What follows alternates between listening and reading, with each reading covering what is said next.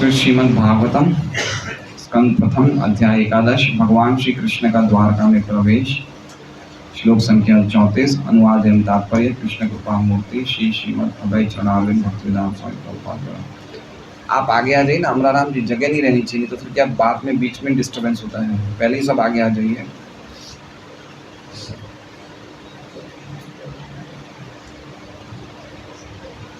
एवं नृपाणां क्षितिभारजन्मनाम् अक्षौहिणीभिः परिवृत्त तेजसा विधाय वैरं श्वसनो यथानलं मिथो वदेनो परतो निरायुधः।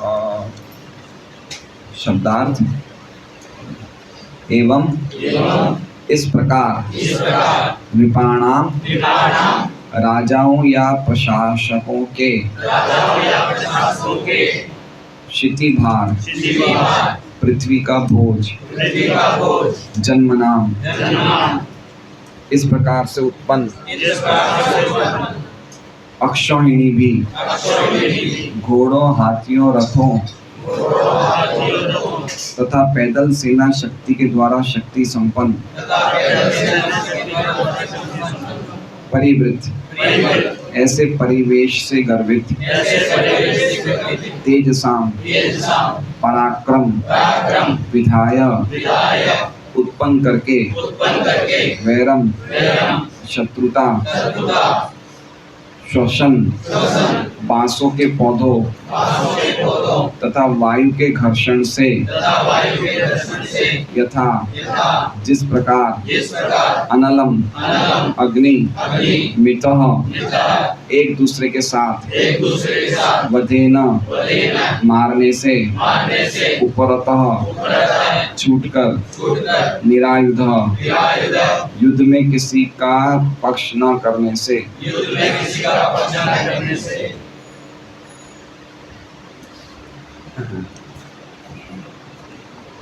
अनुवाद। पृथ्वी पर भार स्वरूप राजाओं को मारने के बाद भगवान को राहत हुई। वे अपनी सैन्य शक्ति अपने घोड़ों हाथियों रथों पैदल सेना के बल पर गर्वित थे। युद्ध में भगवान किसी दल में सम्मिलित नहीं हुए। उन्होंने बलशाली प्रशासकों में शत्रुता उत्पन्न की और वे आपस में लड़ गए। वे उस वायु के समान थे जो बांसों में घर्षण उत्पन्न करके आग लगा देती है। ओम अज्ञानतिमिरान्धस्य ज्ञानाञ्जनशलाकया चक्षुरुन्मीलितं तस्मै श्रीगुरुवे नमः।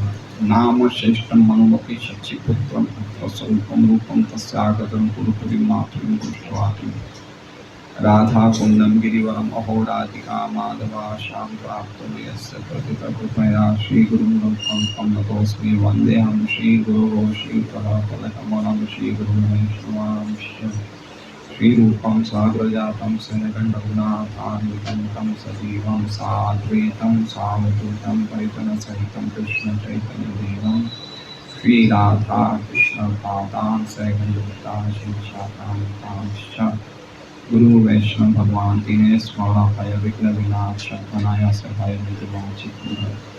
हरे कृष्णा कृष्णा कृष्णा हरे हरे हरे राम राम राम हरे हरे। श्रीमद् भागवतम की कक्षा में सबका स्वागत है। तो आज हम जो श्लोक पढ़ रहे हैं वो श्लोक में अभी तक हमने देखा 30 से लेकर 33 श्लोक तक भगवान और द्वारका की रानियों के बीच में प्रेम का आदान प्रदान किस प्रकार था वो हमने देखा, किस प्रकार उन्होंने भगवान का स्वागत किया। और उसके बाद अभी 34वें और 35वें श्लोक में भगवान की दिव्य स्थिति और भगवान की दिव्य लीलाओं का वर्णन इन 2 श्लोकों में हो रहा है। तो वो हम जरा पढ़ने का प्रयास कर देंगे। 34 और 35 श्लोक। तो इस श्लोक में थोड़े से शब्द अलग अलग हैं, तो हम उसको मार्क कर दीजिए एक बार।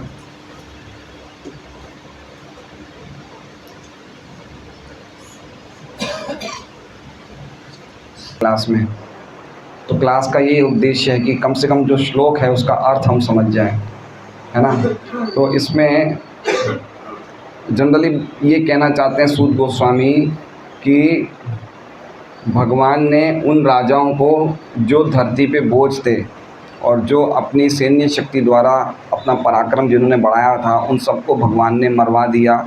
जिस प्रकार वायु बाँस के पौधों को घर्षण के द्वारा आपस में जलवा देती है, उस प्रकार भगवान ने बिना कोई युद्ध में किसी का पक्ष लेते हुए बिना आपस में उन राजाओं के बीच में वैर उत्पन्न करके सबको मरवा दिया।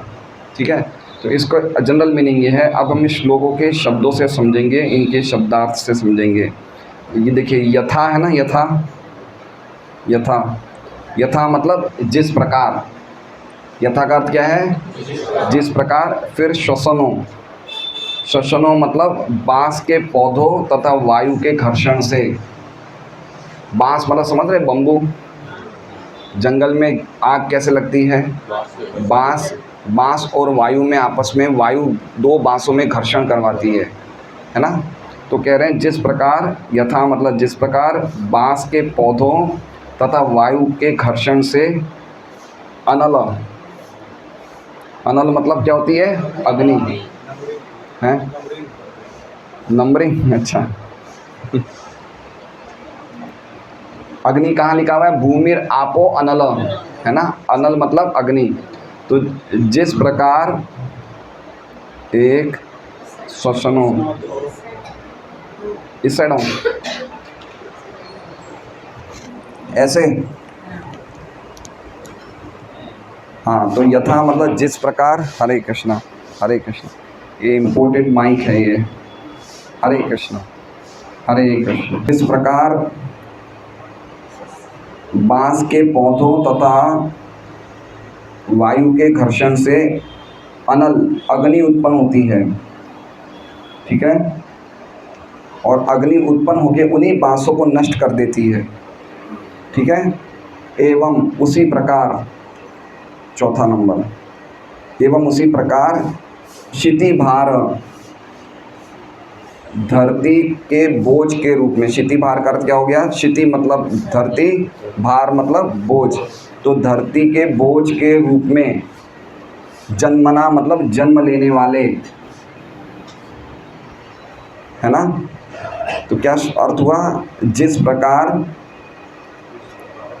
बाँसों के पौधों और वायु के घर्षण से अग्नि उत्पन्न होकर उन्हीं बाँसों को नष्ट कर देती है, उसी प्रकार धरती के बोझ के रूप में जन्म लेने वाले मतलब जन्मनाम। फिर है अक्षौहिणी भी, तथा एक तो उन्होंने धरती पे जन्म लिया कैसे, बोझ के रूप में, उसके साथ साथ क्या कर रहे हैं, अक्षौहिणी भी मतलब, अक्षौहिणी मतलब समझ रहे हैं, एक सेना का एक वो होता है, एक सेना का स्टैंडर्ड डिवीज़न होता है जिसमें घोड़े, हाथी, रथ और पैदल सैनिक, ये सबका एक वो होता है, एक समूह होता है। 65,000 हाथी, 65,000 रथ, 1,09,000 पैदल सैनिक, ऐसा सब संख्या होती है। तो तथा धरती के बोझ के रूप में जन्म लेने वाले तथा हाथी, घोड़े, रथ एवं पैदल सैनिक की शक्ति द्वारा शक्ति संपन्न, है ना। पहली बात तो उन्होंने जन्म लिया धरती के बोझ के रूप में, उसके बाद क्या किया, उसके बाद ये सब सेनाएं को उत्पन्न किया, और फिर क्या है, अक्षौहिणी भी, हाँ। फिर क्या किया, परिव्रत मतलब परिवेश से गर्वित हो गए। परिवेश मतलब मेरे पास इतनी मिलिट्री फोर्स है, साथ सामग्री, समझ रहे हैं, ताम झाम, मेरे पास, जैसे आज हर देश बोलते हैं ना, मेरे पास इतने न्यूक्लियर वेपन्स हैं, मेरे पास इससे ज़्यादा बढ़ाऊँ। तो हर राजाओं ने क्या किया, अपनी अक्षौहिणी भी का 7 नंबर आएगा। और परिव्रत मतलब उसके परिवेश से गर्वित हो गए। देखिए अर्थ में क्या लिखा हुआ है, परिवेश से गर्वित लिखा है क्या, परिवेश से गर्वित, और ज़्यादा गर्वित हो गए कि देखो मेरे पास कितना सैन्य बल है, परिवेश से गर्वित हो गए। तेजसाम मतलब एवं पराक्रमी भी थे वो, जैसे जरासंध हैं, कंस हैं, शक्ति भी है, असुर भी है, सेना के बल को भी बढ़ा दिया और पराक्रमी भी है। तो ऐसे तेजसाम नृपाणाम, राजाओं के, नृपाणाम मतलब राजाओं के, मिथ मतलब बीच में, मिथ मतलब बीच में, और फिर आएगा नहीं मिथा, निरायुध, निरायुध मतलब युद्ध में किसी का पक्ष लिए बिना, क्या लिखा है इस अर्थ में, युद्ध में किसी का पक्ष लिए बिना। फिर क्या उन्होंने, वैरम, वैरम मतलब युद्ध में किसी का पक्ष लेते हुए बिना भी, पक्ष नहीं भी लिया फिर भी उन्होंने शत्रुता, शत्रुता विधाय निर्मित कर दी, निर्माण कर दिया, उत्पन्न कर दी। और उससे क्या हुआ, वधेन, उन सब राजाओं का वध होकर उपरत श्री भगवान शांत हो गए। समझ गए? अब एक एक वर्ड का मीनिंग आ गया है ना। देखिए, जिस प्रकार वायु के, बांसों के पौधों तथा वायु के घर्षण से अग्नि उत्पन्न होकर उन्हीं बांसों को नष्ट कर देती है, उसी प्रकार धरती के बोझ के रूप में जन्म लेने वाले तथा हाथी, घोड़े और रथ और पैदल सैनिक की शक्ति के द्वारा शक्ति संपन्न एवं उस परिवेश से गर्वित होके एवं पराक्रमी राजाओं को बीच में क्या कर दिया, किसी युद्ध में पक्ष लिए बिना उन्होंने शत्रुता उत्पन्न कर दी, विधाय मतलब उत्पन्न कर दी, और उनके वध के द्वारा श्री भगवान शांत हो गए। उपरत मतलब शांत हो गए। तो ये मीनिंग जो है ये सब समझ जाएं, मनन कर लें कि भाई ऐसा मीनिंग सुना हमने। तो फिर क्लास प्रेम का आदान प्रदान कर रहे थे। क्या था श्लोक, नवम नवम पदे पदे अंग्री युगम, है ना। वो लोग जो हैं उनको हमेशा भगवान के साथ रहते थे, लेकिन फिर भी उनको उनके चरण कमल कभी भी पुराने नहीं लगे, हर पग पे नए नए लगे। यही अर्थ था ना, है ना। तो कौन स्त्री जो भगवान की शरण में आने के बाद उन चरण कमल को छोड़ेगी जिनको चंचला लक्ष्मी भी कभी नहीं छोड़ती। तो अचानक उस श्लोक से अचानक इस श्लोक पे कैसे आ गए, समझ रहे हैं बात में। वहाँ श्लोक में सब भगवान का एक अलग ही रस बताया जा रहा है भक्ति का, इसमें एक अलग बताया जा रहा है। तो उनको विश्वनाथ चक्रवर्ती ठाकुर बताएंगे, वो हम उनकी टीका में पढ़ेंगे क्या संबंध है। लेकिन समझ लेना चाहिए कि भगवान भौतिक जगत में जब कार्य करते हैं तो भौतिक जगत में क्या होता है, भौतिक जगत में होता है लव, वायलेंस, हेट, प्रेम, हिंसा, वैर भाव, यही होता है ना। तो इसी चीज़ को भगवान प्रकट करते हैं। कहीं पे रानियों से प्रेम कर रहे हैं, कहीं पे हिंसा का माहौल उत्पन्न करा रहे हैं, कहीं पे किसी को वैर करवा रहे हैं। अब इसमें वैर कैसे उत्पन्न किया भगवान ने, वैर कैसे उत्पन्न किया, एक एग्जाम्पल, जैसे दुर्योधन जब वो पानी में गिर जाता है, उसे मैदान समझ के, ज़मीन को समझ के पानी में गिर जाता है, तो द्रौपदी उसे बोलती है अंधे का पुत्र, ऐसा कुछ बोलती है द्रौपदी। तो भगवान और इशारा करते और हंसो और हंसो, है ना। तो ये कुछ ऐसे पॉइंट्स हैं जिसमें भगवान यद्यपि किसी के डायरेक्टली किसी के बीच में नहीं बोल रहे, लेकिन हल्की हल्की चीज़ों से वैर उत्पन्न कर रहे हैं, ठीक है ना। दुर्योधन को समझाने का, शांति दूत बनने के लिए, तो बाहर से समझा रहे हैं लेकिन अंदर से समझने, हमने पढ़ा था ये अद्भुत कृष्ण ने अद्भुत कर्मणा, बाहर से समझा रहे हैं लेकिन अंदर से परमात्मा रूप में उन्हें समझने नहीं दे रहे। तो अल्टीमेटली भगवान क्या कर रहे हैं, किसी के पक्ष में युद्ध नहीं कर रहे हैं लेकिन वैर उत्पन्न कर रहे हैं। और एक तरफ भगवान गीता जी के आखिरी श्लोक में क्या बोलते हैं, मत कर्म कृण मत 5वें 11वें अध्याय के आखिरी श्लोक में, मत कर्म कृण मत परम मत भक्त संग वर्जित निर्वैर सर्वभूतेषु, जो किसी से वैर नहीं रखता वो मेरे पास आता है। और यहाँ पे भगवान क्या कर रहे हैं, सब में वैर उत्पन्न कर रहे हैं, है ना। तो एक तो ये चीज़ समझिए कि भौतिक जगत में जैसे प्रेम चलता है, हिंसा चलता है, वैर चलता है, उसी तरह से भगवान भी ऐसे ही चीज़ों में एक्ट करते हैं, लेकिन फिर भी उनसे कभी बंधते नहीं हैं। नमाम कर्माणि लिंपंती न मे कर्म फलेस प्रियम, मुझे कोई भी भौतिक जगत में कर्म बांध नहीं सकता। ये भगवान की, इसलिए ये 2 श्लोक हैं भगवान की दिव्य पोजीशन को बता रहे हैं। यद्यपि भगवान भौतिक जगत में सामान्य मनुष्य क्या करता है, किसी से झगड़ा कर रहा है, परिवार वालों से प्रेम कर रहा है, किसी से दुश्मनी ले रहा है, ऐसे ले रहा है ना। भौतिक जगत में क्या देखा जाता है, कोई व्यक्ति के अति प्रेमी लोग होते हैं, कोई किसी से दुश्मनी ले रहा है, तो उसी तरह से भगवान भी ऐसे ही एक्ट करते हैं। लेकिन हम उन कर्मों के बंधन में फंस जाते हैं, लेकिन भगवान अपनी दिव्य स्थिति को बनाए रखते हैं। पहला पॉइंट तो ये। दूसरा पॉइंट ये है कि भगवान खुद कहते हैं परित्राणाय साधुनाम विनाशाय च दुष्कृताम। तो भगवान उस उनके अवतरण के इस गोल को सदैव ध्यान में रखते हैं कि मुझे साधुओं का उद्धार करना है, साधुओं को आनंद देना है, और जो दुष्कृति है उनको, इसमें दुष्कृति किनको बताया गया है, जो धरती पे बोझ हैं, है ना, वो राजाओं के बताया गया है, जो धरती पे बोझ है उनका नाश करना है। तो भगवान इस उद्देश्य को भी पूरा करते हैं। ये उद्देश्य भगवान का हमेशा चलता रहता है, साधुओं की रक्षा। साधुओं की रक्षा मतलब जो भगवान के शुद्ध भक्त हैं उनको आनंद प्रदान करना, उनकी भक्ति में वृद्धि करना, और जो असाधु हैं उनकी आसुरी भावनाओं को नष्ट करना, या उनकी आसुरी भावना या उनको समूलतः उनको ही नष्ट कर देना। तो ये भगवान का ये दोनों पर्पसेस साथ में चलते रहते हैं। तो इसी प्रकार से ये श्लोक में भगवान बता रहे हैं कि किस प्रकार से, सूत गोस्वामी बता रहे हैं कैसे भगवान ने किसी युद्ध में किसी का पक्ष लेते हुए भी, जैसे अग्नि वायु क्या करती है, बांसों में घर्षण करवाती है और अग्नि उत्पन्न कर देती है, उसी प्रकार से वायु कौन हो गए, कृष्ण हो गए, बांस कौन हो गए, राजा हो गए, घर्षण क्या हो गया, वैर हो गया। तो वायु ने राजाओं के बीच में वैर उत्पन्न करके उन वैर के द्वारा ही उनको जला दिया अग्नि के द्वारा, और खुद भगवान शांत हो गए। तो ये बहुत सुंदर अर्थ है, और भागवतम का हम इस प्रकार से आस्वादन करके समझेंगे तो हमें बहुत अद्भुत प्रगति होगी भक्ति में। श्रीधर स्वामी कह रहे हैं,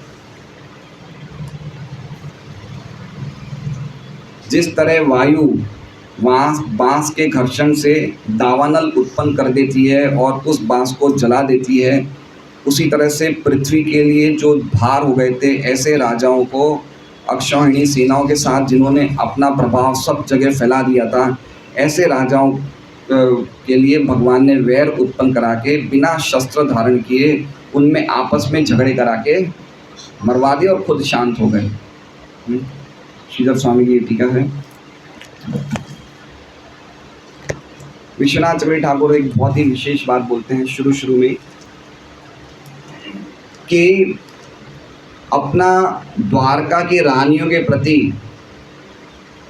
बिना रुके हुए प्रेम के स्वभाव को व्यक्त करने के लिए भगवान इस प्रकार का कार्य कर रहे हैं, जिसमें अलग प्रकार का उत्साह है।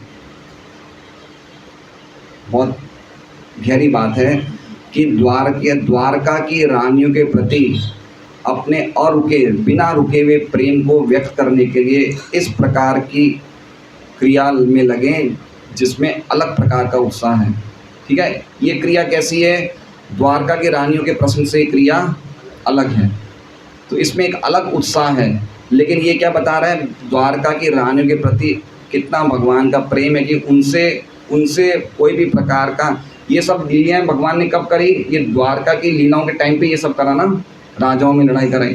तो वहाँ पे द्वारका में भगवान अनियमित रूप से गोपियों का प्रेम स्वीकार कर रहे हैं, और यहाँ पे क्या कर रहे हैं, इस तरह से लड़ाई करवा रहे हैं। लेकिन उनके प्रेम में कोई भी बाधा नहीं आई, उनके प्रेम में एक अलग प्रकार की ये लीला है, अलग प्रकार की क्रिया है, अलग प्रकार का एक्साइटमेंट है।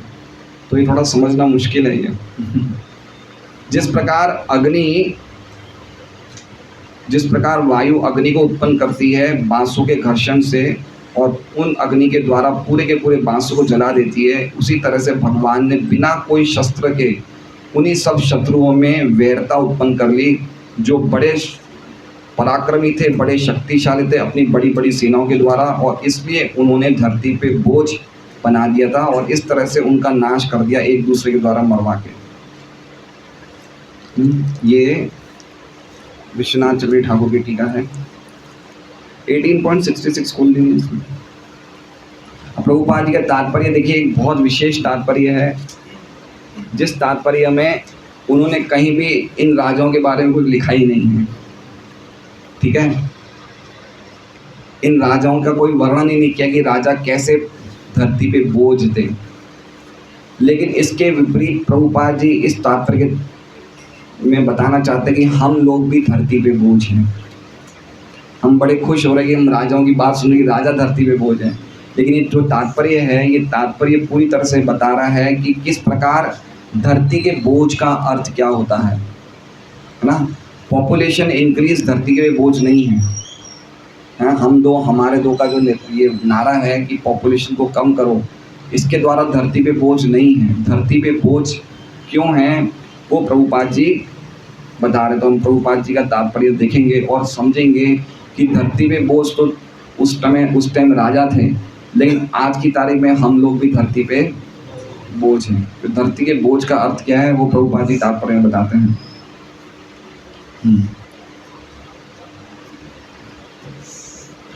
तात्पर्य, जैसा कि ऊपर कहा जा चुका है, जीव उन वस्तुओं का वास्तविक भोक्ता नहीं होता जो भगवान की सृष्टि के रूप में प्रकट होती है। भगवान अपनी सृष्टि में प्रकट की गई प्रत्येक वस्तु के असली स्वामी तथा भोक्ता हैं, ठीक है। सबसे पहली बात यह है कि धरती का बोझ का अर्थ क्या है, जब व्यक्ति भगवान की प्रकृति को भोगना चाहता है। आप समझ रहे हैं। पहला पॉइंट क्या है, धरती का बोझ किसे कहा जाता है। मैंने लिखा है, ये समझना कि सृष्टि की वस्तु हमारे भोग के लिए है। क्या समझना, ये समझना कि सृष्टि भगवान ने किसके लिए बनाई है, ये हमारे लिए बनाई है, हम भोगता हैं। ये पॉइंट को समझना कि ये सृष्टि की हर एक वस्तु हमारे भोग के लिए है, ये अगर कोई समझता है तो धरती पे बोझ है। दूसरा, भगवान सृष्टि के भोक्ता नहीं है, हम असली भोक्ता हैं। भगवान तो खाली डिमांड सप्लायर है। भगवान क्या है, खाली हम चीज़ों को जो चाहिए वो सप्लाई करने वाले हैं। एक्चुअली में भोक्ता कौन है, हम हैं। तीसरा, वो व्यक्ति धरती पे बोझ है जो माया द्वारा प्रेरित होके और ज़्यादा भोग की इच्छा को बनाता है ना। माया द्वारा प्रेरित होता है। जैसे अभी मान लीजिए हम कहीं जा रहे हैं और कहीं हमें मन करके चलो टीवी देख लें, चलो कुछ अपने लिए सामान खरीद ले, चलो गाड़ियाँ खरीद ले, तो ये क्या है, माया के प्रलोभन द्वारा प्रेरित होके हम भोगमय जीवन जी रहे हैं। ये तीसरा पॉइंट है धरती के बोझ पे। और चौथा है, और इस कारण से हम अपनी फालतू में शक्ति बढ़ा रहे हैं। शक्ति बढ़ा रहे हैं मतलब समझ रहे हैं, ज़्यादा ज़मीन जायदाद खरीद के, ज़्यादा गाड़ियाँ खरीद के, ज़्यादा बैंक बैलेंस बढ़ा के। अब राजाओं की तरफ सेना तो हम घोड़े हाथी तो रख नहीं सकते, तो हम किस प्रकार से अपनी, जैसे राजा ने अपनी शक्तियाँ बढ़ाई, सेना बढ़ाई, तो हम कैसे बढ़ा रहे हैं, अपनी इस प्रकार से अपनी खुद की सैन्य बल बढ़ा रहे हैं। प्रॉपर्टी के रूप में, पैसे के रूप में, बैंक बैलेंस के रूप में, गाड़ियों के रूप में, अपने यश के रूप में, अपने नाम के रूप में। तो ये क्या कर रहे हैं, हम अपना इस प्रकार से अपने खुद के यश के लिए सब चीज़ें कर रहे हैं। तो ये क्या है, ये 4 पॉइंट जो हैं, ये वास्तव में अगर कोई करता है तो वो क्या है, वो धरती पे बोझ है ना। तो प्रभुपाद जी ये लिख रहे हैं। और आगे प्रभुपाद जी क्या कह रहे हैं कि सृष्टि की प्रकट की गई प्रत्येक वस्तु के असली स्वामी तथा भोक्ता हैं। कौन है, भगवान। असली स्वामी को ढंग से लिखा है इंग्लिश में, जहाँ लिखते हैं प्रभुपाद जी जेन्युइन एंजॉयर, ये लिखा है, जेन्युइन लिखा है। बाकी माता जी जेन्युइन लिखा है, जेन्युइन मतलब समझ रहे हैं, जेन्युइन मतलब ओरिजिनल, असली भोक्ता कौन है, भगवान है। हम कौन है, हम भोक्ता हैं, हम भी भोक्ता हैं, लेकिन कोऑपरेटिव भोक्ता हैं। कोऑपरेटिव मतलब समझ रहे हैं, सहयोगी भोक्ता। एक्चुअली में भोक्ता कौन है, भगवान है। हम भी भोक्ता हैं, लेकिन कौन से हैं, सहयोग करके। जैसे मान लीजिए कि अगर गोपाल लोगों के घर में कोई नौकर चाकर हैं, अगर ये नौकरी करे तो इनको प्रसाद खाने का तो हक है ना। असली भोक्ता अगर गोपाल में तो उनके नौकरों को तो प्रसाद खाने का हक है। तो वो क्या हो गए, उनको भी खाने को तो मिल ही रहा है, लेकिन सहयोग करके खा रहे हैं, सेपरेटली नहीं खा रहे। तो सहयोगी भोक्ता हम हैं। जैसे अगर घर में हमने घर बनाया, तो अगर घर में भगवान का मंदिर है तो ये घर क्या है, भगवान का है। हम इसमें रह सकते हैं, लेकिन अपने लिए बहुत बड़ा बंगला बनाना और भगवान के लिए कोई मंदिर नहीं बनाना, ये सेपरेट एंजॉयर की भावना गई। कैसी एंजॉयर की भावना हो गई? एक होते हैं सेपरेट एंजॉयर, एक होते हैं कोऑपरेटिव एंजॉयर। सेपरेट मतलब अलग, पृथक, पृथक भोक्ता, और एक होते हैं सहयोगी भोक्ता। तो जो धरती पे बाहर है वो कौन है? वो पृथक भोक्ता है, जो भगवान से अलग होके भोगना चाहते हैं। ठीक है, समझ रहे हैं बात को? इसलिए ओरिजिनल जेन्युइन एंजॉयर कौन है? भगवान। क्यों? क्योंकि वही हर चीज के स्वामी हैं। भूमि, जल, अग्नि, वायु ये सब किसने क्रिएट करी है? भगवान ने। तो जब उनकी चीजें हैं, वही हर एक चीज, अच्छा बनाने के बाद भी हर चीज के एक्टिव प्रिंसिपल भी वही, ऐसा नहीं कि बना के छोड़ दिया, उनको मेंटेन भी वही कर रहे हैं, हमें भी साथ में मेंटेन कर रहे हैं। तो जब बनाने वाले वो हैं, चीजें उनकी हैं, मेंटेन भी वो कर रहे हैं, तो भोक्ता कौन होना चाहिए? वही होना चाहिए, है ना? समझ रहे हैं बात को? जैसे मान लीजिए कि आप एक दुकान चला रहे हैं, आपने दुकान बनाई, दुकान में माल बेच रहे हैं, तो दुकान का प्रॉफिट किसे मिलना चाहिए? आपको ही मिलना चाहिए, है ना? तो आप इतनी मेहनत करो, दुकान का प्रॉफिट पूरा का पूरा सर्वेंट को दे दो, तो ये तो सही नहीं है ना। जो जिसकी संपत्ति है वो उसको ही एंजॉय करना चाहिए। तो संपत्ति किसकी है? कृष्ण की है। तो असली में भोक्ता कौन है? कृष्ण है। हम कोऑपरेटिव भोक्ता बन सकते हैं, लेकिन सेपरेट भोक्ता नहीं बन सकते। तो सेपरेट भोक्ता जो होते हैं, भगवान उनको नाश कर देते हैं, है ना? जो व्यक्ति, अल्टीमेटली कहने का पॉइंट ये है कि जो भगवान की शरणागति आने की भावना नहीं रखता है, उसको भगवान कैसे ना कैसे आपस में नाश करवा देते हैं। पॉइंट ये है ना? जो भगवान से इनिमिकल है, इनिमिकल मतलब जो भगवान से विमुख है, उनको भगवान कैसे ना कैसे आपस में घर्षण करवा के उनको मरवा देते हैं, क्योंकि वो भगवान की शरण में नहीं आता है। और ये पॉइंट स्पष्ट रूप से कहा गया है भगवद गीता के 7.15 है, कौन सा? नमाम दुष्कृतिनो मूढ़ा। दुष्कृतिनो, जो दुष्कृति है, जो मूर्ख है, वो मेरी शरण में नहीं आते हैं। क्या है? नामाम दुष्कृतिनो प्रपद्यन्ते नराधमा माया अप्रज्ञाना आसुरम भावमाश्रिता। तो ऐसे दुष्कृति जो हैं, वो जो भगवान की शरण में नहीं आते, वो धरती पे बोझ हैं। धरती पे बोझ और कोई नहीं है। एक्चुअली में तो धरती रानी, धरती देवी बोलती है, जो झूठ बोलता है वो भी बहुत बड़ा बोझ है, मैं एक झूठ भी सहन नहीं कर सकती हूँ। लेकिन पर्टिकुलरली इस श्लोक में बताया जा रहा है कि अल्टीमेटली जो भगवान की शरण में नहीं आ रहा है, वो बहुत बड़ा बोझ है धरती पे। तो उस टाइम ऐसे ऐसे राजा थे जिनके पास इतनी इतनी अक्षौहिणी सेनाएं थी, और ये अपनी सेनाओं को धर्म के युद्ध में नहीं लगा के खाली अपने सैन्य के बल को बढ़ाने में लगे हुए थे। तो अल्टीमेटली कृष्ण जब प्रकट हुए थे, तो उनका उद्देश्य यही था कि जो ये अननेसेसरी बर्डन है पृथ्वी पे, अननेसेसरी जो भार है, अनावश्यक भार है, उसको खत्म करना है। तो ये पॉइंट यहाँ पे बता रहे हैं। ईश्वर बनने की ऐसी मिथ्या भावना से गर्वित होकर मोहित जीव अनेकानेक कार्यों के द्वारा अपनी भौतिक शक्ति बढ़ाता है। देखिए, बहुत सिंपल और बहुत अच्छा तात्पर्य, हम ध्यान से पढ़ेंगे और समझेंगे।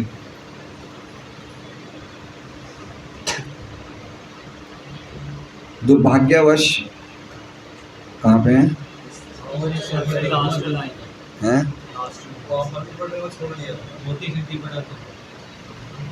ईश्वर बनने की ऐसी मिथ्या भावना से गर्वित होकर मोहित जीव अनेकानेक कार्यों के द्वारा अपनी भौतिक शक्ति बढ़ाता है, और इस तरह पृथ्वी का बोझ बन जाता है, और यहाँ तक कि पृथ्वी भले मानस के लिए रहने योग्य नहीं रह जाती। ये अवस्था धर्मस्य ग्लानि अर्थात मानव शक्ति का धर्म ग्लानि का अर्थ क्या होता है? जब हम भगवान की शरणागति में नहीं जाके अपनी एनर्जी दूसरे कार्य में लगा रहे हैं। जैसे राजाओं ने एनर्जी अपनी सैन्य बल को बढ़ाने में लगाई, अपनी शक्ति को बढ़ाने के लिए लगाई। तो जो भी हम एनर्जी लगा रहे हैं अपनी बॉडी बिल्ड करने में, जिम खाना जाने में, या आजकल ये लेडीज़ के लिए कौन कौन से चले हैं, ब्यूटी पार्लर या क्लब जाने, ये क्या हम अपनी एनर्जी बिगाड़ रहे हैं? ये क्या कर रहे हैं? अपनी एनर्जी बिगाड़ रहे हैं। बाल काला कराना, ये भी एनर्जी बिगाड़ना है। आप समझिए, मनुष्य जीवन की जो एनर्जी है ना, वो लिमिटेड है, और अल्टीमेटली उस एनर्जी का उपयोग होना चाहिए भगवान की खुशी के लिए, ना कि अपनी खुशी के लिए। तो जो कोई भी कार्य हम अपनी खुशी के लिए कर रहे हैं, सेपरेट एंजॉयर की भावना से, वो हम अपनी मनुष्य जीवन की एनर्जी का दुरुपयोग कर, मानव शक्ति का दुरुपयोग कहलाती है। जब इस प्रकार धर्म की ग्लानि प्रकट होने लगती है तो धर्मात्मा लोग धरती के लिए भार स्वरूप भ्रष्ट प्रशासकों द्वारा उत्पन्न विषम परिस्थिति में व्यग्र हो उठते हैं और तब धर्मात्मा लोगों की रक्षा करने तथा संसार विभिन्न भागों के ऐसे प्रशासकों के भार को कम करने के लिए भगवान अपनी अंतरंगा शक्ति से अवतरित होते हैं। तो हम देख रहे हैं कितने अननेसेसरी कार्य हो रहे हैं, कैसे मेट्रो ट्रेन्स बन रही है, कितने एक खंभा बनाने में कितनी मेहनत लगती है पता है आपको। ये खंभे बन रहे हैं ना गोल गोल बड़े बड़े, अभी तो हमारी सोसाइटी में गली के सामने ही बन रहे। कल मैंने देखा कितना अंदर तक ज़मीन के अंदर, पृथ्वी के अंदर कितने अंदर तक वो उसको डालते हैं, सीमेंट को कितने नीचे तक डालते हैं, कितनी ह्यूमन एनर्जी वेस्ट हो रही है। और उस पर क्या होगा, उस पर वही गाड़ियाँ चलेगी, वही स्कूटर चलेंगे जो लोग अपनी भोग के लिए सब काम कर रहे हैं, है ना। सरकार ने भक्ति के प्रचार के लिए तो बनाई नहीं है, वो तो हम प्रचार करेंगे वो अलग अलग बात, लेकिन बनाया क्या है, हम इंडिपेंडेंटली भगवान से भोग करें। ये हमारी भावना है ना। एक्चुअली में देखिए सेपरेट भोक्ता का अर्थ क्या होता है। सेपरेट भोक्ता का अर्थ होता है कि जो व्यक्ति अपने जीवन को अलग समझता है, भगवान को अलग समझता है, उसे बोलते हैं पृथक भोक्ता। और कोऑपरेटिव भोक्ता क्या होता है, उसके लिए भोक्ता खाली भगवान ही है और उसका पूरा जीवन ही भगवान के लिए है। वो अगर कमा रहा है तो भगवान के लिए कमा रहा है, घर में रह रहा है तो भगवान की सेवा के लिए रह रहा है, उसका पूरा जीवन ही भक्तिमय है। वो सही मायने में कोऑपरेटिव सहयोगी भोक्ता है, क्योंकि वो जानता है कि असली भोक्ता कृष्ण है। इसलिए जब हम लोग हरे कृष्णा कृष्णा कृष्णा हरे हरे, हरे राम राम राम, ये जब महामंत्र करते हैं तो इस महामंत्र से हम अपनी भोग की भावनाओं को भगवान के चरणों में बिछाना चाहते हैं कि हे कृष्णा, हम भी इस प्रकार के असुर हैं जो जन्म जन्मांतर से भोग करते आ रहे हैं, अब आप हमें स्वीकार करिए। ये भावना से हरे कृष्ण महामंत्र का जप करना है, ना कि खाली एक रूटीन से करना है ना। कोई लोगों ने ऐसे होते हैं कि हम लोग ने अपने सिस्टम में फिट कर दिया है, 16 माला करनी है, रीडिंग करना है, काम धंधे पे जाना है, बस ये हो गया मैकेनिकल। लेकिन ये मैकेनिकल भक्ति नहीं करनी है, हमें स्पॉन्टेनियस भक्ति के उस पर आना है स्टेज पे। उसमें क्या होता है कि हमें अपनी भावनाएं व्यक्त करने की, मैं कितना गिरा हुआ हूँ, मेरे में भी ये सब भावनाएं हैं, है ना। और इसलिए हमें पूरा अपने जीवन का ढर्रा ऐसा बनाना चाहिए कि हमारी जो भी शक्ति लग रही है कमाने में, घर को चलाने में, उसमें भगवान ही असली भोक्ता होने चाहिए। लेकिन अभी हम क्या करते हैं, अभी हम अपने लिए सोच रहे हैं, यद्यपि हमने भक्ति शुरू कर दी, लेकिन सोच किसके लिए रहे हैं, अपने लिए सोच रहे हैं। तो कुछ कमाएंगे, थोड़ा बहुत भगवान को दे देंगे, क्या भावना है, थोड़ा बहुत दे देंगे। मतलब हम क्या सोच रहे हैं, भगवान को सेपरेट सोच रहे हैं। मेन भोक्ता कौन है, हम। भक्ति क्यों कर रहे हैं, पुण्य कमाने के लिए। भगवान, हाँ ठीक है, हम कुछ कर रहे हैं ना भगवान के लिए, भागवतम क्लास जाते हैं ना। ये भावना नहीं होनी चाहिए, संपूर्ण जीवन समर्पित करने की भावना होनी चाहिए, वो ही रियल सरेंडर है। उसी के लिए हम महामंत्र करते हैं, अपने पुण्य को बढ़ाने के लिए नहीं कर रहे हैं महामंत्र। इसलिए भाव से करा गया, प्रार्थना से किया हुआ महामंत्र और मैकेनिकल महामंत्र में जमीन आसमान का फर्क है। ऐसे हम भागते कूदते मोटरसाइकिल पे चलते घूमते कर रहे हैं, वो तो हमें पूर्ति कर रहे हैं, मैकेनिकल कर रहे हैं, पुण्य कमा रहे हैं। ये भावना नहीं है कि हमें सब कुछ कृष्ण को देना है। प्रभुपाद जी ने ऐसे भक्तों को बनाया है समाज में कि ऐसे भक्त हैं जिन्होंने अपना सब कुछ कृष्ण को दे दिया, पूरा परिवार, अपना पूरा जीवन, अपनी पूरी संपत्ति, अपना पैसा। इस प्रकार की भावना प्रभुपाद जी श्लोक में बताना चाहते हैं कि हमें बनानी चाहिए। और अल्टीमेटली हमारा है ही क्या, सब कुछ कृष्ण को देना, मतलब हमारा है ही नहीं तो क्या देंगे, हमारा है क्या, सभी कुछ तो भगवान के अंदर ही है। हमने तो कुछ कुछ चीज़ों पे अपना हिस्सा रखा, अपना क्या कहते हैं, अधिकार जमाया हुआ है। अल्टीमेटली है तो सब कृष्ण का ही। तो गंगा जी को अगर हम जल लेके गंगा जी को दे रहे, तो हमने दूसरे से तो किसी से कुछ लिया ही नहीं, हमने गंगा जी से लिया। तो अल्टीमेटली हम ले किससे रहे, कृष्ण से तो ले रहे हैं, तो देना किसको है, कृष्ण को ही देना है। तो ये पॉइंट बहुत ज़रूरी है समझना कि किस प्रकार से हम लोग यद्यपि भक्ति कर रहे हैं, लेकिन हमारे अंदर छोटे छोटे असुर अभी भी हैं जिनको हम निकालना नहीं चाहते हैं, उनको रखना चाहते हैं। है ना।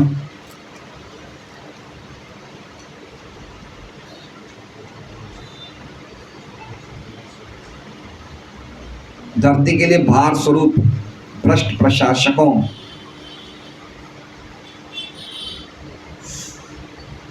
द्वारा उत्पन्न विषम परिस्थिति में व्यग्र हो उठते हैं और तब वह धर्मात्मा लोगों की रक्षा करने तथा संसार विभिन्न भागों के ऐसे प्रशासकों के भार को कम करने के लिए भगवान अपनी अंतरंगा शक्ति से अवतरित होते हैं। वे इन अवांछित प्रशासकों पर दया नहीं दिखाते, अपितु अपनी शक्ति से वे उनके बीच शत्रुता उत्पन्न कर देते हैं। ठीक उसी तरह जिस प्रकार वायु बांसों की रगड़ से जंगल में अग्नि उत्पन्न कर देती है। मतलब समझ रहे हैं किस प्रकार से, जैसे 2 यूक्रेन रशिया में लड़ाई करवा दी, ऐसे किसी में लड़ाई करवा दी, इसी तरह से होलसेल किलिंग कैसे होती है, बड़ी रूप में मात्रा में वध कैसे भगवान करवाते हैं, इस प्रकार से हैं। कहीं पे कुछ धरती कंप आ गया, कहीं इस प्रकार से भगवान कुछ इस प्रकार के कुछ योजनाएं करते हैं जिससे जो असुरों का समाज है वो एक झटके में 0 हो जाए। ये अग्नि जंगल में स्वतः वायु के प्रकोप से उत्पन्न होती है। इसी प्रकार राजनेताओं के विभिन्न समूहों में शत्रुता का प्रादुर्भाव भगवान की अदृश्य योजना से, लिखा है ना, अदृश्य योजना से। बड़े बड़े देशों में जो आपस में दुश्मनी है वो भगवान की अदृश्य योजना है। ये अवांछित प्रशासक झूठी शक्ति तथा सैन्य बल से गर्वित होकर आदर्शवादी संघर्षों के लिए परस्पर युद्ध करने लगते हैं और अपनी सारी शक्ति का क्षय कर लेते हैं। आदर्शवादी संघर्ष मतलब समझ रहे हैं, आदर्शवादी जैसे यूनाइटेड नेशंस, संयुक्त राष्ट्र, है ना। हमने अपने तथाकथित अलग अलग आदर्शवाद बना रखे हैं मानवता के, लेकिन ये कुछ नहीं है, ये सब फालतू के हम लोग ने ढोंग कर रखे हैं। तो ऐसे संघर्षों के लिए आपस में जो युद्ध होते हैं उनमें अपनी सारी शक्ति का आज के देश क्षय कर देते हैं। विश्व का इतिहास भगवान की इस इच्छा शक्ति को दर्शाता है और ये तब तक चलती रहेगी जब तक सारे जीव भगवान की सेवा में अनुरक्त नहीं हो जाते। भगवद गीता 7.14 में तथ्य अत्यंत विशद रूप से वर्णित है, जिसमें कहा गया है कि माया मेरी शक्ति है, इसलिए आश्रित जीवों के लिए ये संभव नहीं है कि वे भौतिक गुणों की शक्ति का अतिक्रमण कर सके। समझ रहे हैं, कोई भी प्रकार से माया का हम लोग अतिक्रमण कर ही नहीं सकते, क्योंकि माया क्या है, मेरी शक्ति है। मम माया दुरत्या, कोई भी चांस है ही नहीं। कृष्ण ही कर सकते हैं, हम नहीं कर सकते हैं। तो कृष्ण की शरण में जब हम आते तो कृष्ण ही माया का अतिक्रमण करेंगे, हम नहीं कर सकते, हमारे में इतनी शक्ति नहीं है। किंतु जो लोग मेरी भगवान श्री कृष्ण की शरण ग्रहण करते हैं वे इस भौतिक शक्ति विशाल सागर को पार कर सकते हैं। इसका अर्थ ये हुआ कि सकाम कर्म द्वारा या चिंतन या आदर्शवाद द्वारा शांति तथा संपन्नता नहीं लाई जा सकती है। इसका एकमात्र उपाय है परमेश्वर की शरण ग्रहण करना और माया के मोह से, मतलब अल्टीमेटली भगवान की शेल्टर के अलावा और कोई दूसरा उपाय नहीं है देश में शांति लाने का। दुर्भाग्यवश जो लोग विध्वंसक कार्य में लगे हैं वे भगवान की शरण ग्रहण करने में अक्षम हैं। वे अव्वल दर्जे के मूर्ख हैं। वे मनुष्य योनि के निम्नतम स्तर पर गिरे हैं। उनका सारा ज्ञान हर लिया गया होता है। यद्यपि वे भारी तौर पर शैक्षिक दृष्टि से पढ़े लिखे लगते हैं, वे सारे आसुरी वृत्ति के होते हैं और सदैव ही भगवान की परम शक्ति को ललकारते रहते हैं। कहाँ लिखा हुआ है? ये पूरा का पूरा गीता जी का श्लोक है। नमाम दुष्टितनो मूढ़ा प्रपंचन्ते नराधमा, लिखे नराधमा मतलब मनुष्य योनि के निम्न स्तर पर हैं, और जिनका सारा ज्ञान हर लिया गया हो गया है माया अपरत ज्ञान है। बड़े होशियार, बड़े एकेडमिक हैं, बड़ी डिग्रीज हैं, लेकिन उनको भगवान की शरणागति में कोई भी प्रकार का इंटरेस्ट नहीं है। इनका ज्ञान तो बहुत है, लेकिन जो ओरिजिनल ज्ञान है माया ने हर लिया है, और जो अब इनके पास ज्ञान है वो सिर्फ अविद्या है और कोई नहीं है। वे सारे आसुरी वृत्ति के होते हैं और सदैव ही भगवान की परम शक्ति को ललकारते रहते हैं। जो अत्यधिक भौतिकतावादी है और भौतिक शक्ति एवं सत्ता के लिए लालायित रहते हैं वे निसंदेह पहले दर्जे के मूर्ख हैं, क्योंकि उन्हें जीवंत शक्ति का कोई ज्ञान, जीवंत शक्ति मतलब समझ रहे हैं, आत्मा का कोई ज्ञान है कि आत्मा कितना इम्पोर्टेंट है, हम किस प्रकार से अपनी एनर्जी को इन चीज़ों में वेस्ट कर रहे हैं। उनको यही लग रहा है जीवन शक्ति ज्ञान मतलब वो अपने आप को शरीर समझ रहे हैं। वो नहीं समझ रहे हैं कि ये जो मनुष्य जीवन जो मिला है ये कितना इम्पोर्टेंट है। आगे प्रभुपाद इस बात को कहेंगे। वे सर्वोपरि अध्यात्म ज्ञान से अनजान होने के कारण भौतिक विज्ञान में मस्त रहते हैं, जिसका समापन शरीर के अंत के साथ हो जाता है। वो खाली उन्हीं चीज़ों को इकट्ठा कर रहे हैं जो चीज़ें शरीर के अंत के साथ खत्म हो जाएगी। वे निपट अधम मनुष्य होते हैं, क्योंकि मनुष्य जीवन तो विशेष रूप से भगवान के साथ विस्मृत संबंध को पुनः स्थापित करने के निमित्त मिला है। अल्टीमेटली एकमात्र उद्देश्य क्या है? भगवान के साथ अपने संबंध को स्थापित करने के लिए ही मनुष्य जीवन मिला है।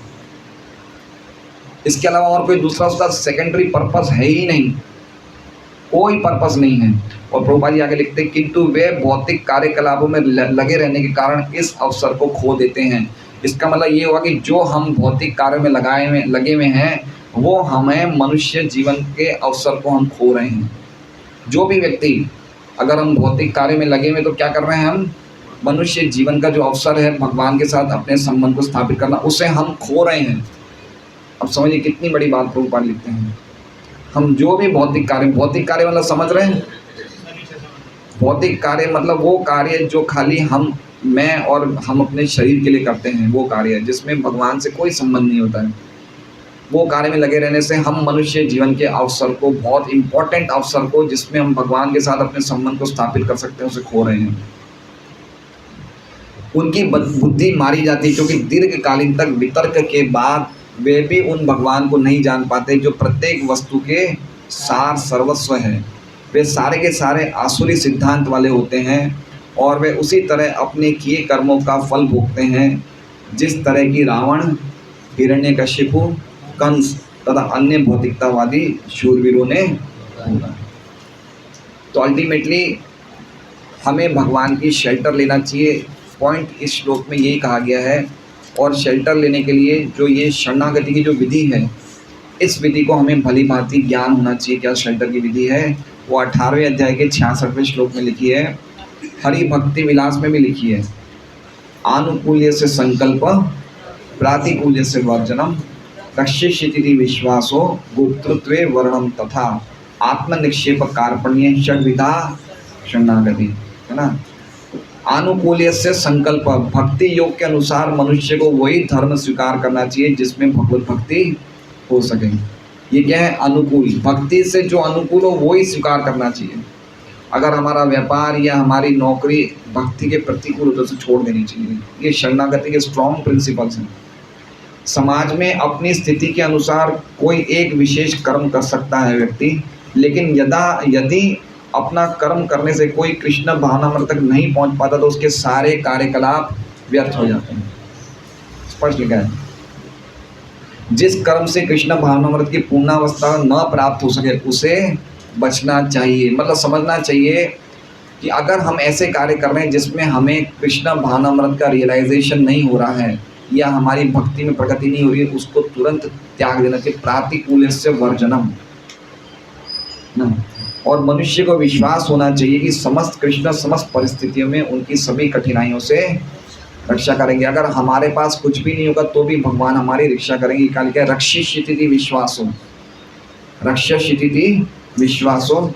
और इसके विषय में सोचने की कोई आवश्यकता नहीं कि जीवन निर्वाह कैसे होगा, कृष्ण इसको भी संभालेंगे। गोप्तृत्वे वर्णम तथा। तो 4 पॉइंट देखें।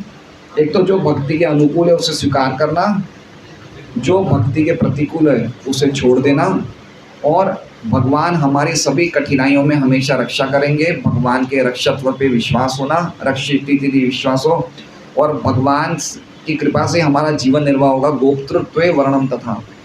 फिर आगे क्या लिख रहे हैं? मनुष्य को चाहिए कि अपने आप को निसहाय माने और कृष्ण पे पूर्ण तरह से शरणागत हो। ये क्या लिखा है? आत्मनिक्षेप कार्पण्य। आत्मनिक्षेप मतलब मेरे में कोई योग्यता नहीं, मैं बिल्कुल ही असहाय हूँ, जो कुछ करेंगे कृष्ण ही करेंगे। और कार्पण्य मतलब विनम्रता। ये सब होने के बावजूद भी उसकी विनम्रता बनी रहनी चाहिए। षड्विधा शरणागति, ये शरणागति के 6 प्रिंसिपल्स हैं। तो हम अगर शरणागति के मार्ग पे हैं शरणागति, गति मतलब समझ रहे हैं मार्ग, और शरण मतलब शरणागति। एक होता है समर्पण, एक होता है शरणागति। तो हम समर्पण नहीं है, हम सब किस में है, शरणागति। और शरणागति का प्रोसेस क्या है, ऑनगोइंग प्रोसेस है, कभी भी रुकता नहीं है, ऑनगोइंग प्रोसेस। तो उस गति के मार्ग पे चलने के लिए हमारी जीवन इन 6 प्रिंसिपल्स पे खड़े होना चाहिए।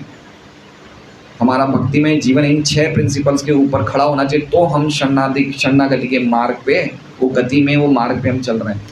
और अगर नहीं इन पे खड़ा हुआ है तो फिर हम भक्ति कर रहे हैं, लेकिन वो भक्ति का जो हमें मिलना चाहिए फल, वो भक्ति का फल, कृष्ण भावनामृत की पूर्ण अवस्था को हम प्राप्त नहीं हो पाएंगे।